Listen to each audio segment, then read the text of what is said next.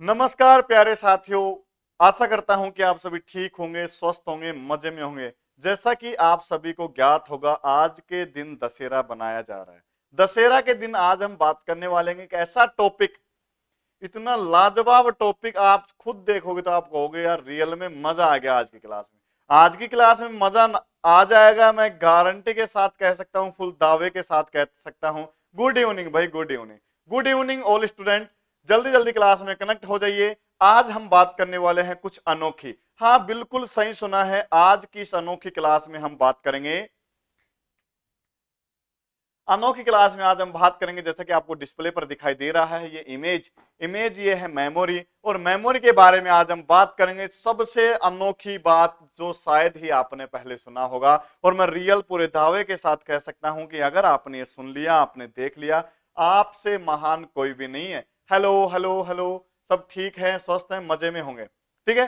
Class को start करने से पूर्व आपको मैं बताना चाहूंगा, आप सभी को ढेर सारी दशहरा की शुभकामनाएं। माता रानी के जो नवरात्रे जा चुके हैं, आज के दिन दशहरा बनाया जा रहा है। दशहरा आज मनाया जा रहा है, कल नेक्स्ट जो आएगा वो दीपावली का पावन पर्व होगा, ठीक है। जब तक हम और भी क्लासेस सीख लेंगे और भी जान लेंगे, आज हम बात करने वाले हैं मेमोरी के बारे में। मेमोरी होती क्या है, मेमोरी के पार्ट क्या है, इसकी विशेषता क्या है, और ये काम क्या आती है, ऐसी क्या आन पड़ी है,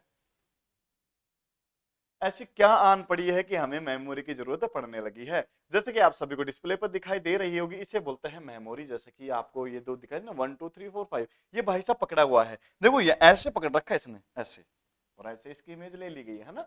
आज हम बात करेंगे, जल्दी जल्दी अपनी क्लास को शेयर करें, अपने जो भी अपने साथी हैं उनको जल्दी से जल्दी बोलें, क्लास स्टार्ट होने वाली है। वन बाय वन समझने का प्रयास करेंगे।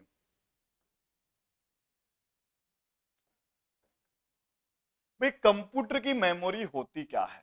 मेमोरी को हिंदी में बोलते हैं भाई, अगर हम हिंदी में बात करें, इसको बोलते हैं स्मृति। क्या बोलते हैं भाई? ना आप नोट डाउन कर सकते हैं, मजा आ जाएगा क्लास में, नोट डाउन करते रहें, ठीक है।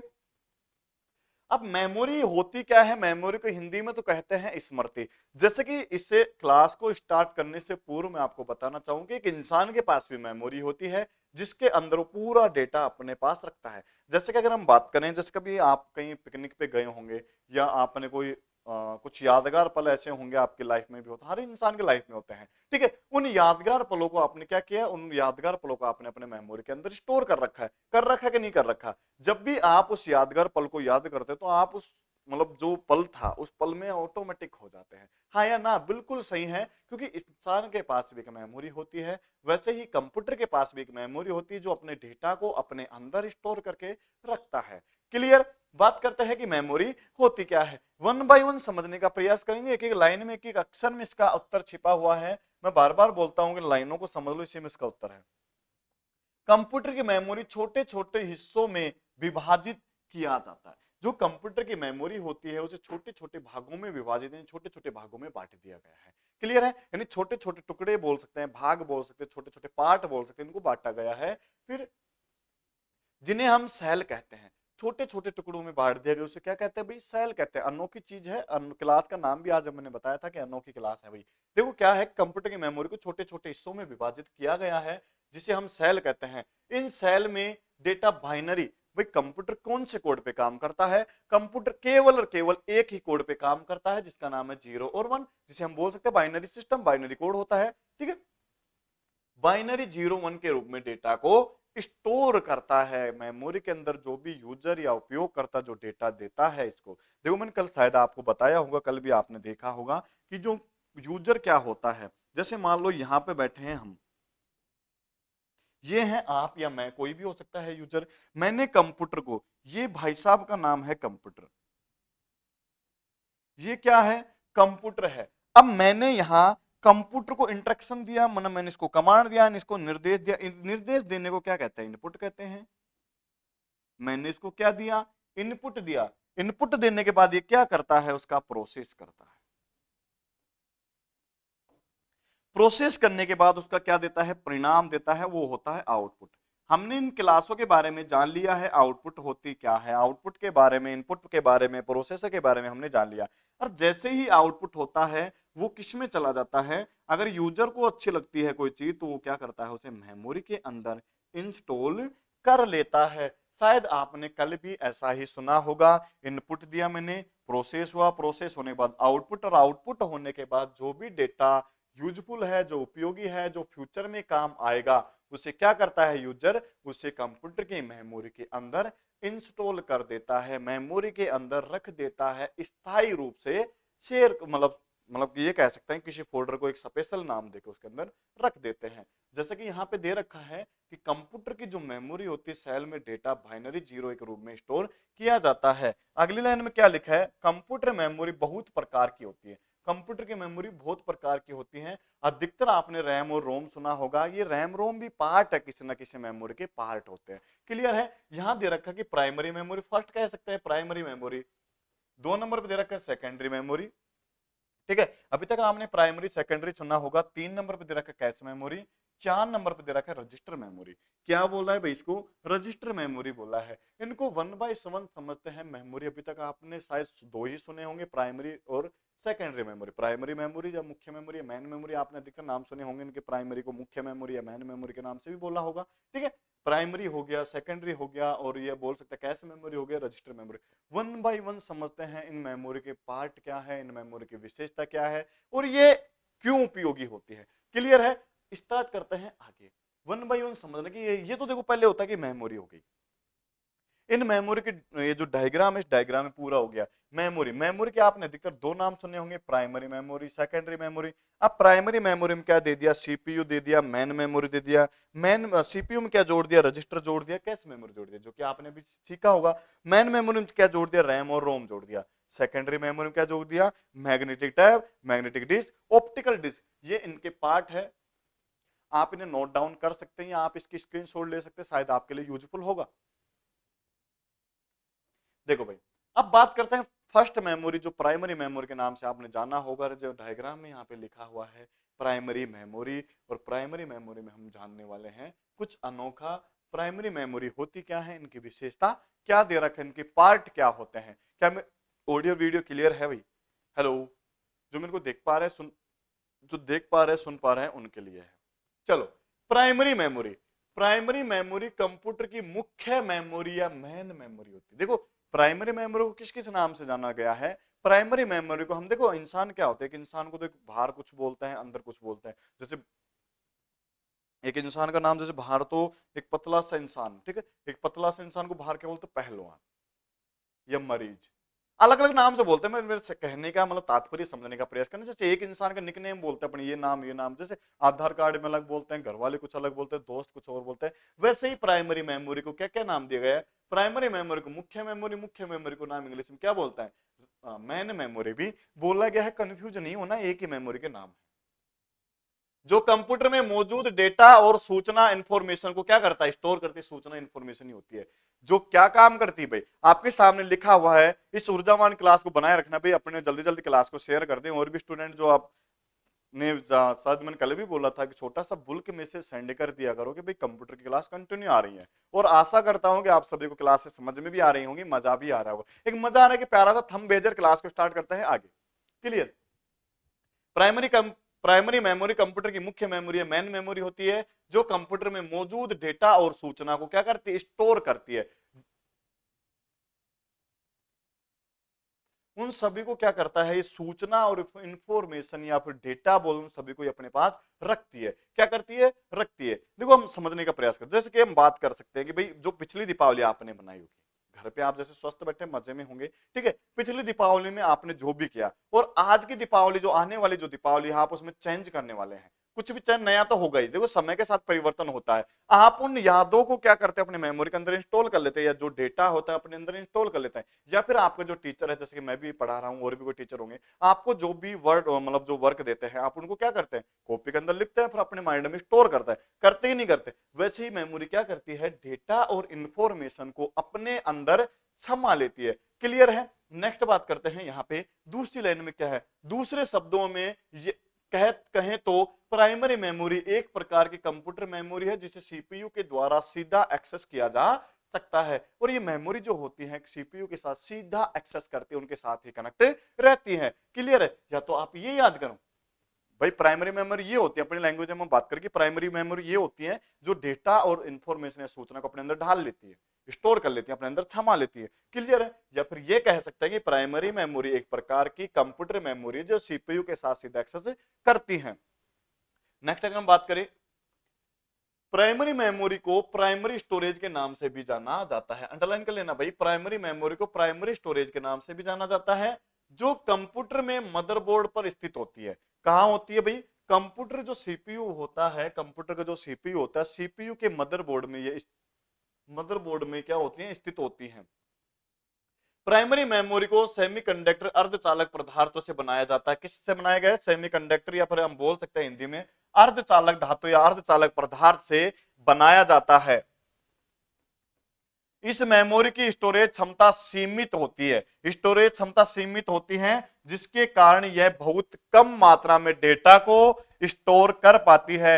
यह कंप्यूटर की प्राइमरी मेमोरी का साइज लगभग 4 जीबी का होता है, 4 जीबी का होता है या होता है। जब अगर हम बात करें, देखो जब अपन कंप्यूटर खरीदने जाते हैं किसी शॉप पे, तो अपन क्या देखते हैं? उसमें सबसे पहले क्वालिटी देखते हैं, भाई इसमें स्टोरेज कितना है, मतलब कितना डेटा स्टोर कर लेती है। फिर से लाइनों को रिपीट करेंगे कि इस मेमोरी का स्टोरेज क्षमता जो होती है सीमित होती है। सीमित मतलब ये कह सकते हैं कि भाई इनमें 4 जीबी, जीबी होता है गीगाबाइट, 4 जीबी तक स्टोरेज है, 4 जीबी तक क्षमा लेगा, उससे ज्यादा नहीं लेगा, हैंग होने लग जाता है। या फिर हम कहें कि जिसके कारण ये बहुत कम मात्रा में डेटा को स्टोर कर पाती है। यह कंप्यूटर में प्राइमरी मेमोरी का साइज लगभग 4 जीबी का होता है।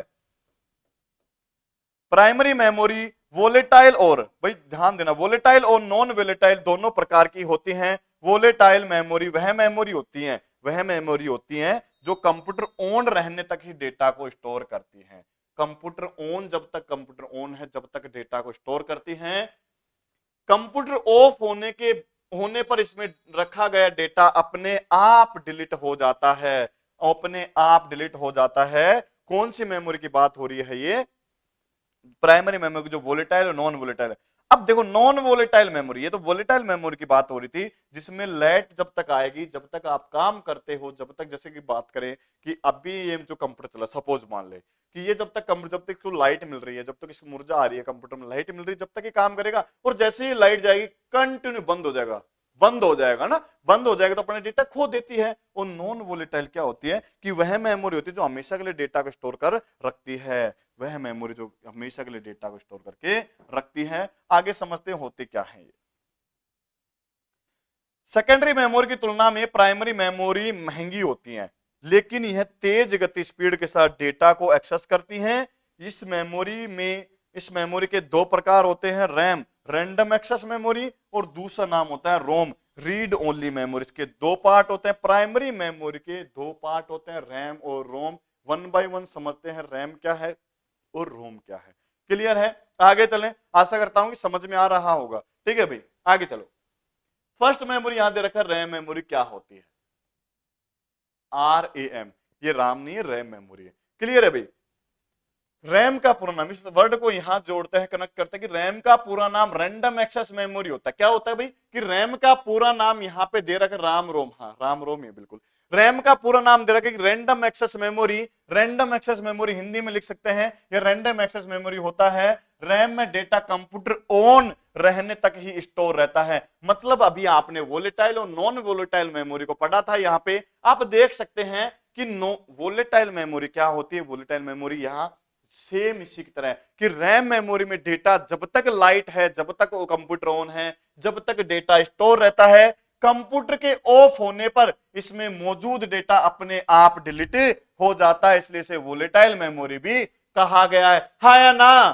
हेलो हेलो हेलो, हाँ या ना? मजा आ रहा है? देखो फिर से समझने का प्रयास करेंगे। रैम मेमोरी का पूरा नाम है रैंडम एक्सेस मेमोरी, या आप अपनी लैंग्वेज में से याद कर सकते हैं कि मेमोरी दो प्रकार की होती है। जो प्राइमरी मेमोरी दो प्रकार की होती है। रैम मेमोरी, देखो फर्स्ट में अगर बात करेंगे रैम मेमोरी, रैम मेमोरी क्या होती है कि जब तक यूजर इसमें काम करता है या जब तक कंप्यूटर को लाइट मिल रही है, जब तक इसमें डेटा स्टोर रहता है। कि जैसे ही आप कंप्यूटर को ऑफ कर, देखो मेरे यहाँ हाथ है, अभी तक ये ऑन इसमें एक्टिव है, जैसे ही लाइट गई ढल गया ना।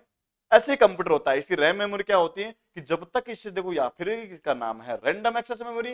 रैंडम एक्सेस मेमोरी होता है रैम में डेटा कंप्यूटर के ऑन रहने तक ही स्टोर रहता है। कंप्यूटर जब तक ऑन रहेगा, जब तक इसके अंदर डेटा है, कंप्यूटर के ऑफ होने पर मौजूद डेटा अपने आप डिलीट हो जाता है, जिसे वोलेटाइल मेमोरी भी कहा गया है। हाँ या ना? देखो मजा आ रहा होगा, मजा आ रहा है तो एक छोटा सा बीच बीच में आपको जो क्वेश्चन करना हो क्वेश्चन कर सकते हैं, ठीक है।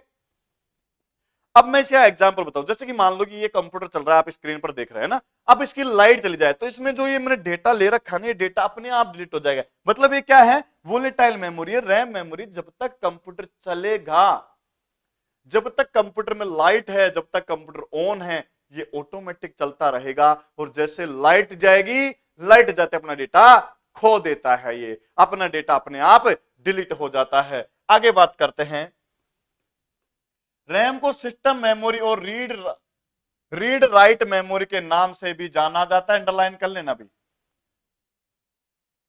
रैम को system memory, read write memory के नाम से भी जाना जाता है। इसमें डेटा को एक्सेस करने के लिए बिजली की आवश्यकता पड़ती है। भाई आपने जो ऊपर रामायण गई है वही चीज है कि जब तक लाइट मिलेगी जब तक ये काम करेगा, अन्यथा बंद हो जाएगा। क्लियर है कि बिजली की आवश्यकता होती है। यदि कंप्यूटर बंद हो जाता है तो यह बिजली चली जाती है, या तो इसमें मौजूद सारा डेटा डिलीट हो जाता है, या आपसे कोई प्रश्न कर ले कि वोलेटाइल मेमोरी और नॉन वोलेटाइल मेमोरी क्या होती है, तो समझ जाना रैम और रोम के बारे में बात कर रहा है। वोलेटाइल रैम और नॉन वोलेटाइल रोम मेमोरी होता है, जो कि अभी हम जानने वाले हैं भाई। अगली लाइन में क्या बोला है कि कंप्यूटर रैम में मौजूद डेटा को तेज गति के साथ एक्सेस करता है, जिसके कारण कंप्यूटर की तेजी से कार्य को पूरा कर पाता है। रैम मेमोरी में डेटा तेज गति से एक्सेस होता है, तेज गति से परिणाम मिलता है। रैम के दो प्रकार होते हैं, एस रैम और D RAM, static random access memory और दूसरा डायनेमिक रैंडम एक्सेस मेमोरी होते। इसके दो प्रकार होते हैं। क्लियर है? चलो आगे, इसकी ये इमेज आपके सामने है, इन इमेज को आप देख सकते हैं। ये वही इमेज है जिसके बारे में हम यहां बात कर रहे हैं। ये वही इमेज है भाई जिसके बारे में आप यहां जानने के लिए बैठे हैं या आप जान रहे हैं। ये वही इमेज आपके सामने दिखाई दे रहा होगा, हाँ या ना? इसके अंदर ये फिर हम ये बोल सकते हैं कि नॉन वोलेटाइल नहीं है, ये वोलेटाइल मेमोरी है, क्योंकि जब तक इसमें लाइट है, जब तक इसमें डेटा स्टोर है, अन्यथा डेटा कट जाता है। नेक्स्ट चलते हैं। चलो अब बात आती है रोम मेमोरी की। तो रोम मेमोरी होते क्या? पहले तो यहां पर डायग्राम देखो, उस मेमोरी में और इस मेमोरी में कितना फर्क आ गया है। आ गया कि नहीं आ गया? उन दोनों जो फर्स्ट आपने मेमोरी पढ़ी है, वोलेटाइल मेमोरी या फिर हम रैम मेमोरी बोल सकते हैं, और ये रोम मेमोरी, दोनों में कितना फर्क आ गया है समझने का प्रयास करते हैं। रोम को यहां जोड़ो। रोम का पूरा नाम read only memory, read only memory होता है। यह एक प्रकार की, यह एक नॉन वोलेटाइल मेमोरी होती है, जिसका मतलब यह है कि यह हमेशा के लिए डेटा को स्टोर रखती है। अरे जब इसे यूजर कमांड देने के बाद डेटा स्टोर कर देता है, स्थायी रूप से सेव कर देता है, तो वो सारा डेटा इसके पास पहुंच जाता है, और जब तक यूजर नहीं चाहेगा जब तक डेटा डिलीट नहीं होता है। फिर बात करते हैं, देखो भाई, देखो यहां पे नेक्स्ट लाइन में क्या लिखा है, यदि बिजली चली जाती है और कंप्यूटर बंद हो जाता है तो यह रोम में मौजूद डेटा डिलीट नहीं होता है। इस मेमोरी का डेटा परमानेंटली हमेशा के लिए स्टोर किया जा सकता है, लेकिन रैम में ऐसा नहीं होता है। रैम मेमोरी में नहीं होता है, रोम मेमोरी में डेटा स्टोर रहता है। रोम तीन प्रकार की होती हैं। पी रोम आगे जानने वाले हैं। P ROM programmable read only memory, EP ROM अरे erasable programmable read only memory, और तीसरा होता है EEP ROM electronical erasable programmable read only memory. इसके तीन पार्ट है, आगे हम जानने वाले हैं।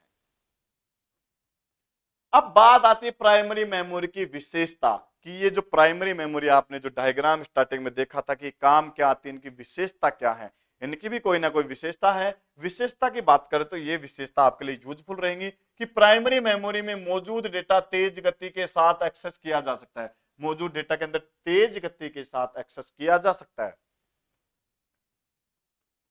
कैश मेमोरी के बाद प्राइमरी मेमोरी की स्पीड सबसे ज्यादा होती है। कैश मेमोरी के बाद जो 2 नंबर पे जो मेमोरी आती है, प्राइमरी मेमोरी की स्पीड ज्यादा बताई गई है। 3rd नंबर पे बात करें, इसका इस्तेमाल कंप्यूटर को ऑन करने और प्रोग्राम को रन करने के लिए किया जाता है। ठीक है, इसका इस्तेमाल प्रोग्राम कंप्यूटर को ऑन करने के लिए, और इसमें जो आप 1 बाय 1 जो कार्य करते हो रन करने के लिए, ठीक है, रन करने के लिए किया जाता है। और 3rd नंबर पे 4th लाइन में क्या दे रखा है कि ये सेमीकंडक्टर अर्धचालक पदार्थ से बनी होती है। ये जो देखो, ये जो पॉइंट है आपको, ये जो पीले कलर के जो दिखाई दे रहे ना, सेमीकंडक्टर अर्धचालक, ये वाला अर्धचालक पदार्थ से बनी होती है। प्राइमरी मेमोरी मदरबोर्ड में स्थित होती है। भाई प्राइमरी मेमोरी कहां स्थित होती है?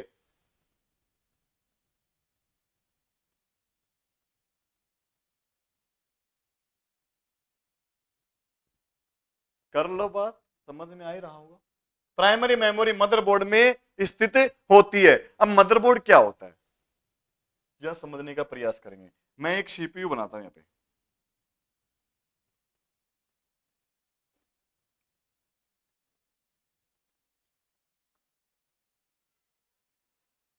ये मैंने सीपीयू का डायग्राम बनाया।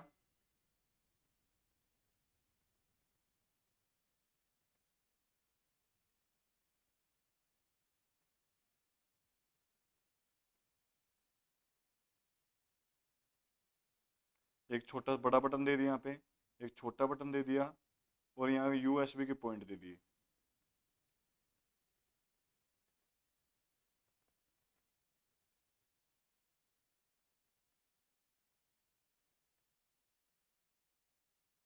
ठीक है, यहाँ पे एच डी, वो जो HDD का जो पार्ट होता है वो लगाने के लिए छोटा बटन दे दिया। ठीक है, अब ये जो पिछला भाग है ना सीपीयू का, ये वाला भाग मदरबोर्ड होता है, जहां पे आप सारे वायर वगैरह कनेक्ट होते हैं। गुड इवनिंग भाई, good evening.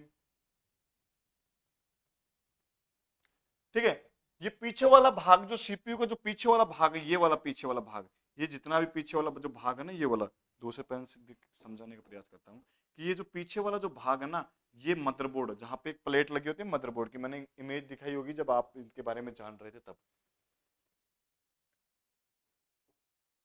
Primary memory motherboard में स्थित होती है। अब फिर क्या लिखा है कि यह मेमोरी ज्यादा मात्रा में डेटा को स्टोर नहीं कर सकती, क्योंकि इसका स्टोरेज क्षमता बहुत कम होती है। स्टोरेज की क्षमता बहुत कम होती है। प्राइमरी मेमोरी सीधे सीपीयू के साथ संचार यानी कम्युनिकेशन करती है। यह मेमोरी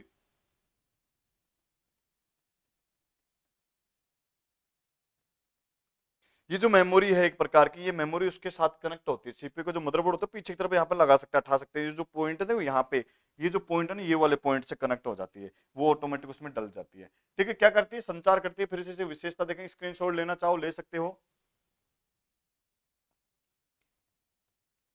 प्राइमरी मेमोरी मौजूद डेटा को तेज गति के साथ एक्सेस करती है। कैश मेमोरी के बाद प्राइमरी मेमोरी स्पीड सबसे ज्यादा होती है। इसका इस्तेमाल कंप्यूटर ऑन रखने और प्रोग्राम को रन करने के लिए किया जाता है। यह सेमीकंडक्टर अर्धचालक पदार्थ से बनी होती है।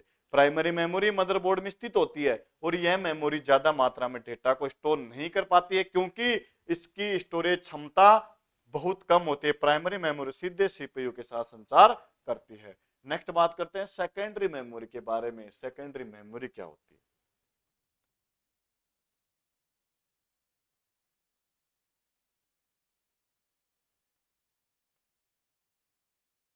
फिर क्या किया जाए भाई? तूने जो कोर्स किया तो मिठाई बंटवा दे फिर, है कि नहीं? देखो, सेकेंडरी मेमोरी क्या होती है? सेकेंडरी मेमोरी भी कंप्यूटर की एक मेमोरी है। सेकेंडरी मेमोरी भी कंप्यूटर की मेमोरी है, जिसे सीपीयू के साथ सीधे डायरेक्ट एक्सेस नहीं किया जा सकता है। सेकेंडरी मेमोरी कंप्यूटर का हिस्सा नहीं होती है। कंप्यूटर के हिस्सा नहीं होती है, इसे कंप्यूटर में अलग से जोड़ा जाता है। इस लाइन को रिपीट करना, इस लाइन में आपने समझ में आ जाएगा कि सेकेंडरी मेमोरी भी कंप्यूटर की मेमोरी है, जिसे सीपीयू के साथ सीधे डायरेक्ट एक्सेस नहीं किया जा सकता। सेकेंडरी मेमोरी कंप्यूटर का हिस्सा नहीं होती, इसे कंप्यूटर में अलग से जोड़ा जाता है। नेक्स्ट लाइन में क्या लिखा है? सेकेंडरी मेमोरी एक प्रकार की नॉन वोलेटाइल मेमोरी है। नॉन वोलेटाइल समझे तो मतलब ये कह सकते हैं डेटा स्टोर होता होगा, ठीक है। अर्थात इसमें डेटा हमेशा के लिए नहीं स्टोर रहता है, यानी कि अगर कंप्यूटर बंद भी हो जाए तो इसका डेटा डिलीट नहीं होता है। बंद भी हो जाए तो डेटा डिलीट नहीं होता, कहीं नहीं जाता डेटा। सेकेंडरी मेमोरी का इस्तेमाल परमानेंट डेटा को स्टोर करने के लिए किया जाता है ताकि भविष्य में यूजर उस डेटा का उपयोग कर सके। मतलब अपन क्या करते हैं, जैसे कोई शादी हुए कोई प्रोग्राम वगैरह होता है, कोई यादगार पल, अपन क्या करते हैं एक पेन ड्राइव वगैरह में डाल लेते हैं, जब आपको जरूरत पड़ती है उसे रिपीट करते हैं, हाँ या ना, उसी की तरह काम करती है। प्राइमरी मेमोरी की तुलना में सेकेंडरी मेमोरी स्टोरेज क्षमता अधिक होती है, जिसके कारण यह ज्यादा मात्रा में डेटा को स्टोर कर सकती है। यानी इसमें जैसे प्राइमरी मेमोरी में तो क्या होता है, जैसे 4GB हो गया, 2G हो गया, 3G हो गया, इसमें डेटा ज्यादा यूज कर सकते हैं, ठीक है। लास्ट क्या है कि इस मेमोरी का इस्तेमाल बड़े आकार वाले डेटा जैसे वीडियो, इमेज, ऑडियो फाइल और स्टोर करने के लिए किया जाता है। इस मेमोरी में यदि बिजली चली जाती है तो डेटा डिलीट नहीं होता है, नहीं होता, नहीं होता है। डेटा डिलीट बिल्कुल भी नहीं होता है। आगे समझते हैं। अभी ये इमेज देखो, ये जो इमेज है ना, ये वो इमेज, ये वही इमेज है जिसकी हम बात कर रहे हैं। सेकेंडरी मेमोरी, जो मैंने अभी जो डायग्राम बनाया था सीपीयू का, ऊपर ये जो वाला पार्ट था, ये वाला जो पार्ट है ना, ये इस वाले पार्ट में एक छोटा सा पुश का बटन होता है, छोटा सा बटन होता है यहाँ पे। इस बटन को पुश करते ही, दबाते ही बाहर निकलता है। आप जो इसमें कैसेट वगैरह रखते हैं तो वो जो आपकी जो कैसेट है ना, वो यहीं चल रही है, चल रही है। ये आपकी जो कैसेट वगैरह है वो यहाँ चल रही है। समझ में आ रहा होगा। ये वही सेकेंडरी मेमोरी जिसके बारे में हम बात कर रहे हैं, जिसमें जो हार्ड डिस्क की तरह होती है, हार्ड डिस्क, एसडीडी बोल सकते हैं, हार्ड डिस्क ड्राइव की तरह काम करती है। अब इसमें क्या है कि ये जो आप यूजर देखो, यहां से मैंने दबाया, दबाते इसका जो बाहर आता है, जो सॉकेट से बाहर आ जाता है, मैंने ये कैसेट दी, जो पूरा जो मटेरियल जो दे रखा है, ये वाला पार्ट पूरा बाहर आता है। और बाहर आने के बाद मैंने कैसेट लगाई, ये वापस इस बटन को दबा दिया और दबाते ही अंदर ले लेता है। अंदर लेने के बाद यहाँ पे आपका जो भी इसमें प्रोग्राम होगा, उस प्रोग्राम को आप वापस से देख सकते हैं, ठीक है। देखो, सेकेंडरी मेमोरी सीपीयू सीधे सेकेंडरी मेमोरी को एक्सेस नहीं करता, सीधा नहीं करता।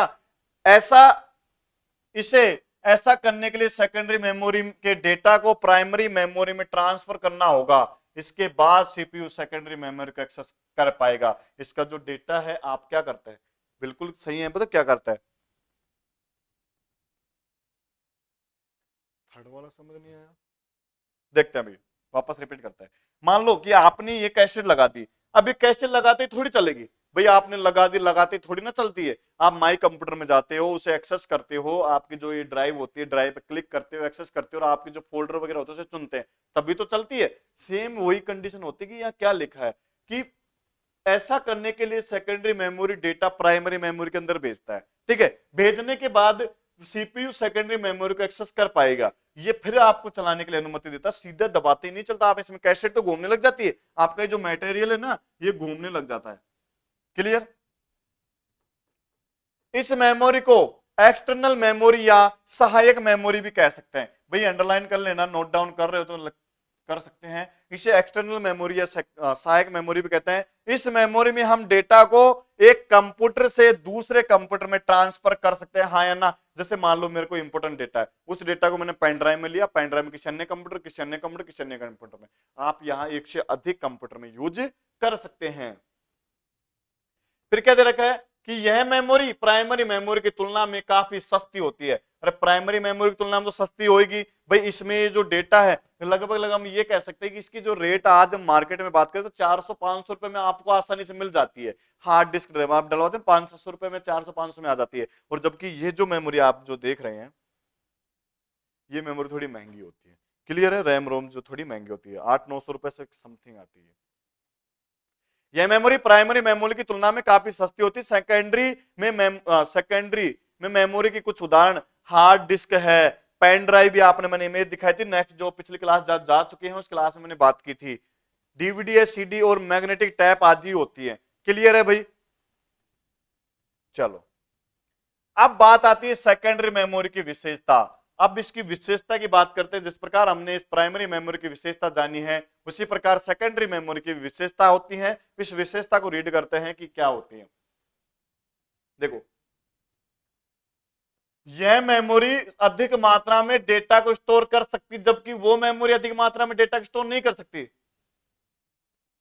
बिल्कुल इनका पीडीएफ मिल जाएगा, जैसे ही क्लास खत्म होंगी आपको पीडीएफ प्राप्त हो जाएगा। और इसका क्या, जो पिछले जो क्लास जा चुकी है उसका भी मैंने पीडीएफ डाला था, आप पीडीएफ वहां से ले सकते हैं भाई, पीडीएफ हर क्लास का मिल जाएगा, ठीक है। यह मेमोरी अधिक मात्रा में डेटा को स्टोर कर सकती है, इसकी स्टोरेज क्षमता अधिक होती है। देखो क्या होता है कि जो प्राइमरी मेमोरी थी उसमें डेटा स्टोर की सीमित क्षमता होती थी। नहीं मिला पिछली क्लास का पीडीएफ? पिछली क्लास का पीडीएफ जैसे ही आप जो आप ऐप वगैरह हम जो पढ़ रही हैं उसमें आपको मिल जाएगा पीडीएफ। क्लियर है? मैंने जो पिछली जो पूर्व क्लास जा चुके हैं ना, जो क्लास 3 क्लास जो 2 3 जो भी क्लास हो चुके हैं उनकी पीडीएफ मैंने उसी टाइम पिंच कर दिया था, आप वहां से ले सकते हैं। इसकी स्टोरेज क्षमता अधिक होती है, उनकी स्टोरेज क्षमता कम थी। किसकी? प्राइमरी की ज्यादा कम थी, और जबकि सेकेंडरी की ज्यादा होती है। इसमें डेटा अधिक मात्रा में सेव होता है, उसमें कम मात्रा में सेव होता है। इसमें बिजली चले जाने पर डेटा डिलीट नहीं होता, प्राइमरी मेमोरी में डेटा डिलीट हो जाता था, इसमें डेटा डिलीट नहीं होता है। भाई बहुत इजी क्लास है, आपको समझ में आ रहा है? मजा आ रहा है कि नहीं आ रहा क्लास में? आज दशहरा भी है ना, रावण को भी जलाना है ना।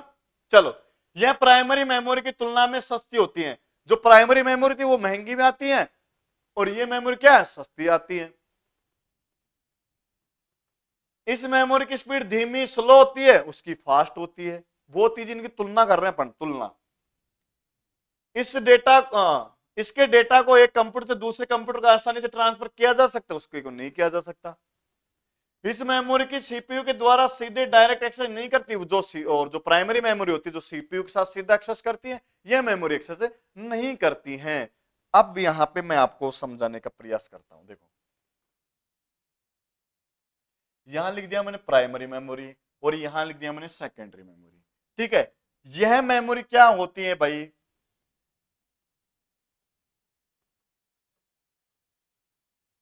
सेकेंडरी जो मेमोरी होती है उस मेमोरी क्या है, महंगी है।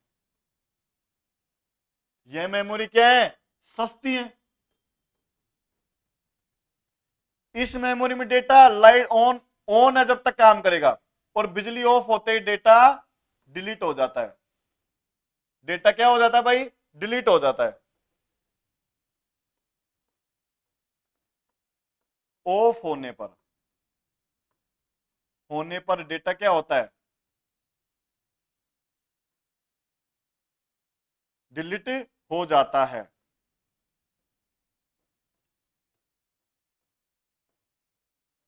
जबकि इसमें डेटा डिलीट नहीं होता है,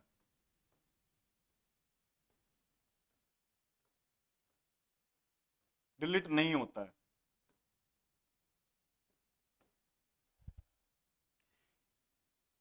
कार्य करने की क्षमता इसकी कितनी अधिक है?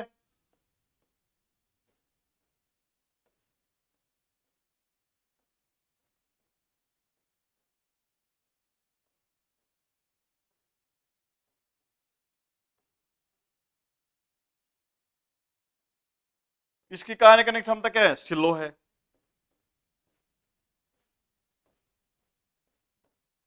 ये सीधा किससे जुड़ी होती हैं, सीपीयू से कनेक्ट होती हैं, और ये सीपीयू से कनेक्ट नहीं होती हैं।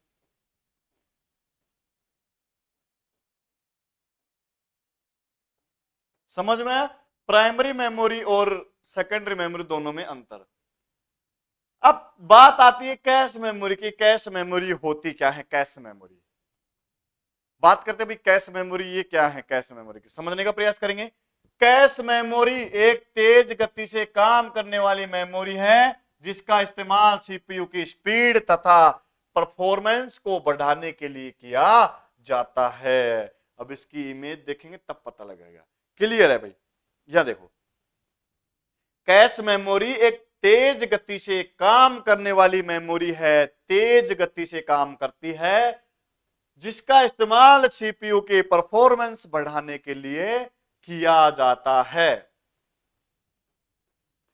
कैश मेमोरी एक हाई स्पीड मेमोरी है, जिसका आकार तो छोटा है लेकिन प्राइमरी मेमोरी से तेज होती है। इसका आकार भी छोटा है और प्राइमरी मेमोरी की तुलना में इसकी स्पीड ज्यादा होती है, कार्य करने की क्षमता इसकी ज्यादा मानी गई है, और ये सीपीयू के अंदर कनेक्ट होती है। सीपीयू का जो मदरबोर्ड होता है उस मदरबोर्ड के साथ ये कनेक्ट होती हैं, जो क्या करती हैं, सीपीयू की परफॉर्मेंस बढ़ाने के लिए उपयोगी मानी गई हैं। आगे बात करते हैं,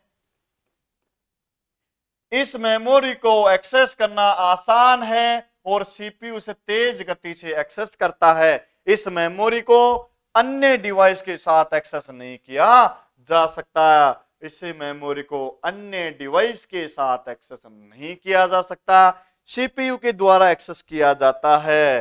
कैश मेमोरी उस डेटा या फाइलों को स्टोर किया जाता है जिसका इस्तेमाल सीपीयू नियमित रूप से करता है।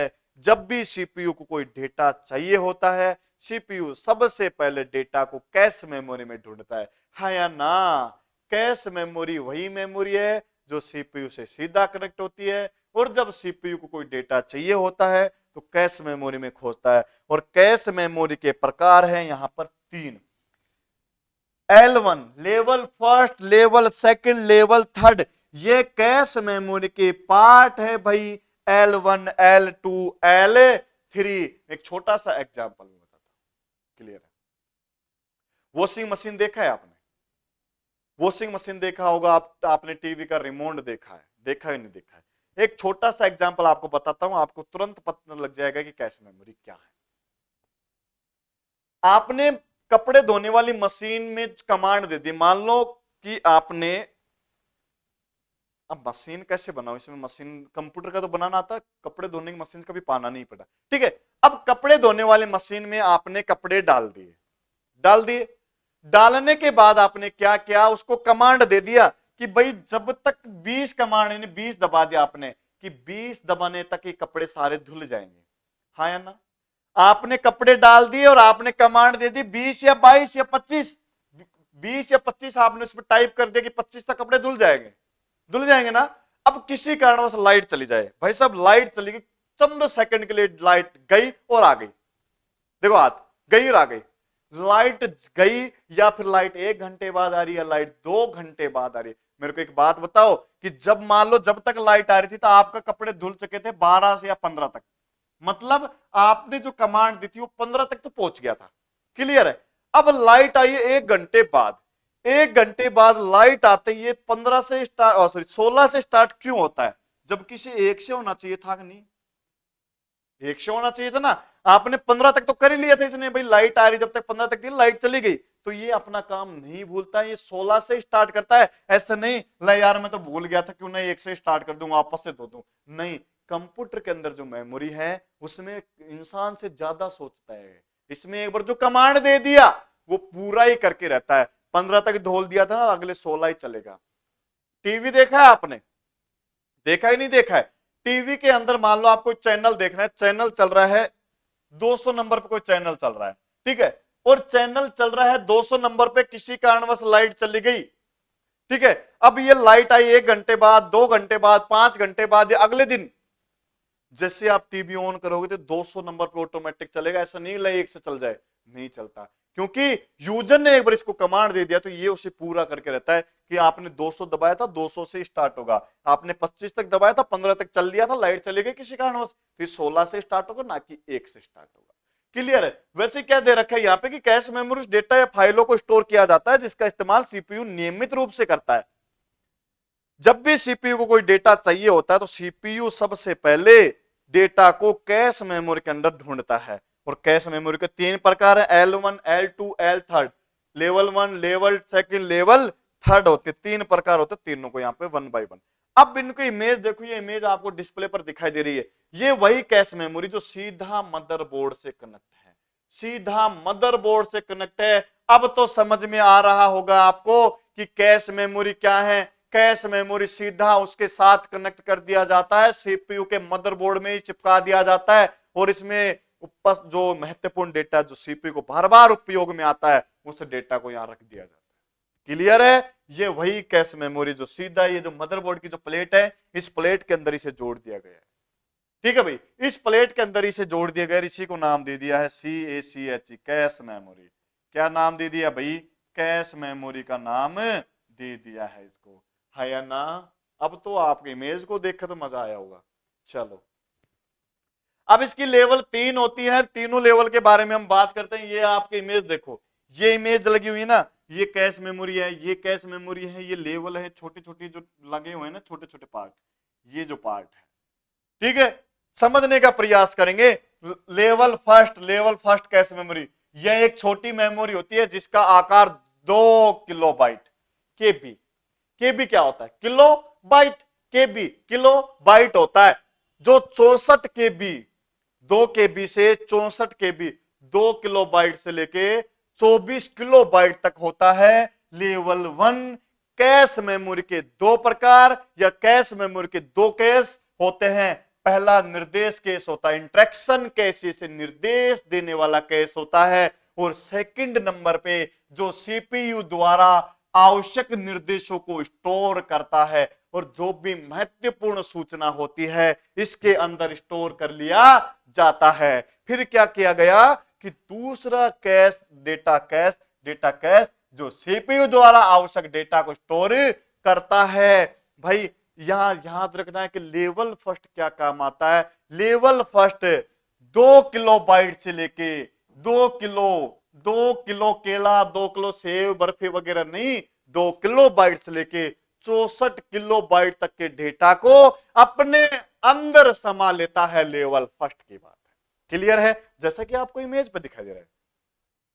L2 cache memory, level second क्या है? लेवल सेकंड है कि L2 कैश का साइज थोड़ा बड़ा होता है, थोड़ा सा बड़ा है और इसकी स्पीड 1 से थोड़ी कम होती है। इसका आकार 256 किलोबाइट से लेकर 512 किलोबाइट के बीच में होता है। कहां 64 किलोबाइट और कहां 512? अंतर तो होगा ही भाई, सीधा ही बढ़ रहा है कि जहां ये 2 से लेकर 64 था, यहां 256 से लेकर 512 तक यूज किया गया है। और लेवल थर्ड कैश मेमोरी में क्या है?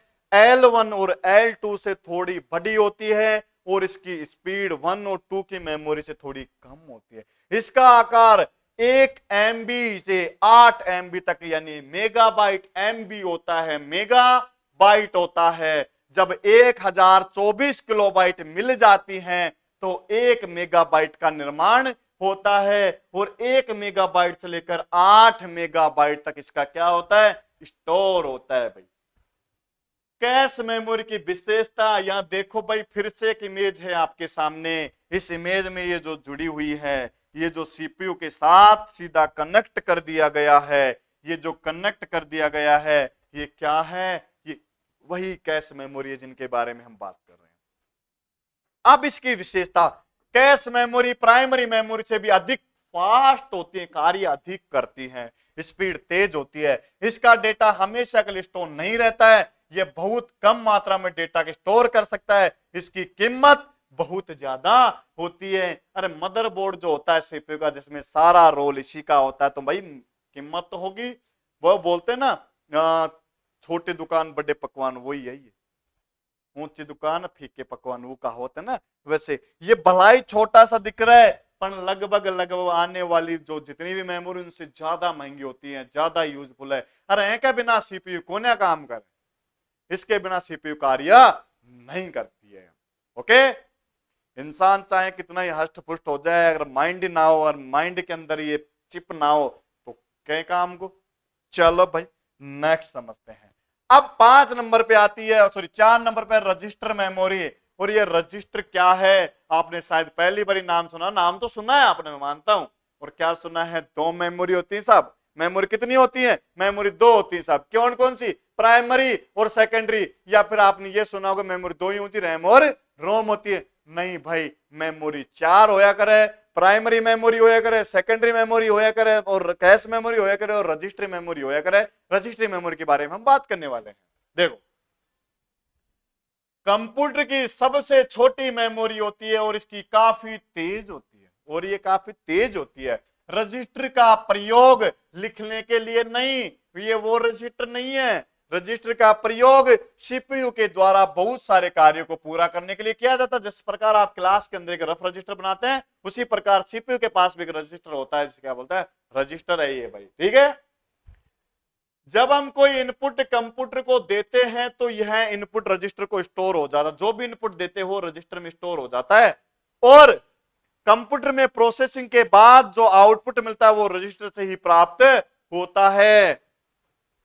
तो हम यह कह सकते हैं कि रजिस्टर का उपयोग सीपीयू के द्वारा डेटा को प्रोसेस करने के लिए किया जाता है। यह मुख्य मेमोरी का हिस्सा बिल्कुल भी नहीं है, यह मेमोरी टेम्परेरी डेटा और निर्देशों को स्टोर करती है। कुछ समय के लिए जो आप इनपुट देते हैं, यूजर जो इसे इनपुट देता है, जो निर्देश जो कमांड देता है, उनको ये स्टोर करती है, प्रोसेस करने के बाद उसका आउटपुट भी दिखाती है। फिर क्या बोला है कि जिन निर्देशों का उपयोग तुरंत किसी कार्य को करने के लिए किया जाता है, कंप्यूटर में कार्य करने की स्पीड उसमें मौजूद रजिस्टर की संख्या पर निर्भर होती है। उसमें जो स्पीड देखो भाई, स्पीड देखो, आप एक यूज करो, एक सपोज करो आपके पास मोबाइल मान लो 1 TB का है, या फिर अभी तक जो मोबाइल है 256 है, 256 GB स्टोरेज कर लेता है, या आपके पास 32 का हो, 16 का हो, 64 का हो, ठीक है। अब 64 का 64 के हिसाब से काम करेगा, 256 GB का 256 GB के हिसाब से काम करेगा, बस जिसकी जितनी ज्यादा मतलब कार्य करने की क्षमता उसी हिसाब से करेगा। तो रजिस्टर मेमोरी पर डिपेंड करता है, अर्थात कंप्यूटर में जितने ज्यादा रजिस्टर होंगे उतनी ही ज्यादा स्पीड से कंप्यूटर, या फिर ज्यादा कंप्यूटर की स्पीड होगी। रजिस्टर कई प्रकार के होते हैं, जैसे हम बात करें एड्रेस रजिस्टर, प्रोग्राम काउंटर और डेटा रजिस्टर आदि रजिस्टर के प्रकार है भाई। देखो, डाटा रजिस्टर यह एक 16 बीट रजिस्टर है, 16 बीट बाइट जो होती है मेमोरी में, बीट रजिस्टर है जिसका उपयोग सीपीयू के द्वारा प्रोसेस किए जाने वाला ऑपरेंड्स वेरिएबल को स्टोर करने के लिए किया जाता है। अब 2 नंबर पे जो प्रोग्रामेबल काउंटर जो दे रखा है, प्रोग्रामेबल काउंटर एक 16 बिट रजिस्टर होता है जो एक्सिक्यूट होने वाले अगले इंस्ट्रक्शन निर्देश को एड्रेस को स्टोर करता है। जो भी आप यूजर जो होता है इसको जो भी कमांड देता है तो ये पहले समझ जाता है इसको क्या चाहिए, ठीक है। जैसे मान लो सर्च इंजन पे कोई काम कर रहा है तो सर्च इंजन पे ऑटोमेटिक कमांड ले लेगा सर्च इंजन खोलना है, या फिर आप कंप्यूटर डिस्प्ले पर लेफ्ट साइड में जो स्टार बटन दबाते कोई फाइल सर्च करता है वो वहां चला जाता है, कि जो भी यूजर इसको एड्रेस बताता है ये तुरंत इसे स्टोर कर लेता है। इंस्ट्रक्शन रजिस्टर ये भी एक 16 बिट रजिस्टर है जो उन निर्देशों को स्टोर करता है जो मेन मेमोरी में प्राप्त होते हैं। एक्यूमुलेटर यह रजिस्टर 16 बिट का ही है, मतलब रजिस्टर तो सारे 16 बिट के हैं भाई, ठीक है। 16 बिट का होता है जिसका इस्तेमाल कंप्यूटर के द्वारा उत्पन्न प्रोड्यूस आउटपुट को स्टोर करने के लिए किया जाता है। एड्रेस रजिस्टर ये 12 बिट का, बस यहां थोड़ा सा चेंज हुआ है, 12 बिट रजिस्टर है जिसका इस्तेमाल मेमोरी लोकेशन एड्रेस के स्टोर करने के लिए किया जाता है। लोकेशन क्या होता है, ये कह सकते हैं कि भाई आपने जो डेटा सेव किया है, कि आपने डाउनलोड में किया है, माई कंप्यूटर में किया है, डेस्कटॉप पे किया है, जो लोकेशन होती है वो लोकेशन की बात हो रही है। फिर दे रखा है I0 रजिस्टर, यह रजिस्टर किसी एक जीरो डिवाइस के एड्रेस को स्टोर करता है, एक और जो जीरो जो कोड चलते हैं ना उस कोड के रजिस्टर को डिवाइस करता है। अब आपने स्टार्टिंग में मैंने बोला था कि रीड ओनली मेमोरी के जो प्रकार हैं, पी रोम है, ईपी रोम है, ईईपी रोम है, ये जो 3 प्रकार, इन तीनों को भी बात करते हैं कि ये है क्या। थोड़ा सा इंपोर्टेंट लगा इसलिए वापस से बताने का प्रयास करता हूं। पी रोम क्या होता है भाई, प्रोग्रामेबल रीड ओनली मेमोरी। इसे यूजर के द्वारा भी प्रोग्राम किया जा सकता है, यूजर के द्वारा प्रोग्राम किया जा सकता है, और एक प्रकार या एक बार इस प्रोग्राम कर दिया गया तब डेटा और इंस्ट्रक्शन जो इसमें होते हैं उन्हें ये चेंज नहीं कर सकता। एक बार ने जो कमांड दे दिया तो ये वापस चेंज किया नहीं जा सकता। ये उसकी बात हो रही है रीड ओनली मेमोरी की, और रीड ओनली मेमोरी को तो नॉन वोलेटाइल होती है, मतलब इसमें बिजली चले जाओ कोई दिक्कत नहीं है, इसमें डेटा सेव रहता है। तो इसमें जो फर्स्ट नंबर पे जो दे रखा है पी रोम दे रखा है कि प्रोग्रामेबल रीड मेमोरी, इसमें जो एक बार इंस्ट्रक्शन जो निर्देश दे दे इसमें वापस रिमूव नहीं किया जा सकता है। 2 नंबर पे दे रखा है EP ROM, erasable programmable read. Erasable, erasable तो पहले यार इरेज नहीं, रबड़, रबड़ से मिटा सका तो मिटा सका, तो देखा इन्हें इन्हें रिप्रोग्रामेबल भी किया जा सकता है, मतलब मिटा सका। तो इसमें डेटा को इरेज करने के लिए उन एक्सपोज किया जा सकता है कि अल्ट्रा वोलेटाइल लाइट के में साथ में इसमें रिप्रोग्रामेबल करने के लिए आपको सभी प्रीवियस डेटा को इरेज करना पड़ता है, मतलब पीछे वाला जो डेटा होता है, प्रीवियस जो डेटा होता है उसे रिकॉर्ड मतलब पीछे हटा सका, जो पिछला आपने जो रिकॉर्ड डाला है ना मतलब इसके अंदर, उन्हें आप इरेज कर सका। नाम से पता चल रहा है इरेज, इरेज नहीं रबड़ हुआ है। रबड़ आप तीसरी क्लास से यूज करता है ना, रबड़ के काम आवा है। आप घस दिया है, घसने के बाद क्या होता है, जैसे ये शब्द है किसी कारणवश गलत हो जाए तो मैंने क्या करा, रफ कर दिया। जैसे मेरे पास मैंने ये शब्द लिखा है, मैंने इरेज उठाया और इसे रफ कर दिया, तो ये एक प्रकार का इरेजेबल होता है। फिर क्या दे रखा है, EEP ROM, electronical erasable programmable read only memory. इसमें डेटा को इरेजिबल किया जाता है, इलेक्ट्रिक फील्ड को अप्लाई कर, साथ में इसके अल्ट्रा वोलेट लाइट की कोई भी जरूरत नहीं होती है। हम चाहें तो चिप के साथ पोर्टिश को इरेज कर सकते हैं, चिप के साथ जो चेंजिंग करना है आप चेंजिंग कर सकते हैं।